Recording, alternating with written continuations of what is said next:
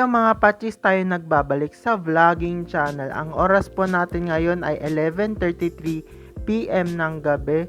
So, this is weekly vlog number 2. Sensya na dahil hindi ako nakapag-vlog or upload ng past 2 weeks dahil nagkaroon po ng baha and of course madaming inaasikaso dito sa bahay. And of course, napapansin nyo naman ang aking buhok ay color black na dahil nasa policy yun ng school kasi bawal magpakulay ng buhok or anything na dyed hair ang aming mga buhok kasi part siya ng school policies dahil nag-enroll po ako as a 4th year college na. So meron po tayong dalawang questions of the day. So number 1, what is your dream job? Ang dream job ko po sana which is architect, kaso hindi ko lang tinuloy this college kasi financial problem nga naman, and of course itutuloy ko po as teacher, and of course pwede naman ako maging choreographer or trainer sa iisang marching band. So number 2, which is the best part of your day, morning or at night? Siguro ang best part ko which is night kasi nagiging productive ako. So magkita-kita tayo bukas.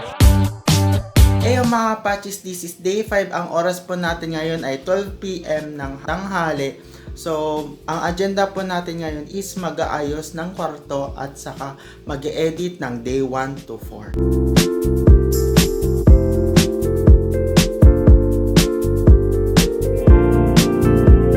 At yun na nga, kakatapos ko lang maligo, mag-ayos ng kwarto at saka mag-edit ng day 1 to 4 at magkita-kita tayo bukas.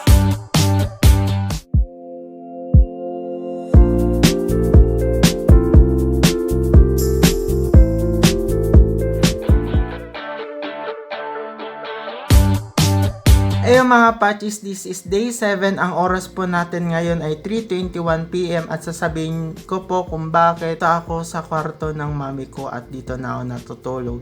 Dahil sinabi ko nung day 4 na nagkaroon ng baha ito sa bahay na namin, and of course literal na mag-aangat na po kami ng mga gamit, and of course kailangan ko mag-transfer dito sa kwarto ng mami ko kasi kailangan talaga iangat lahat ng mga bagay or light materials tulad ng kahoy or furniture or appliances na kailangan iangat doon sa mismong kama ko, doon sa may mismong kwarto ko. So magkita-kita tayo sa Sabado.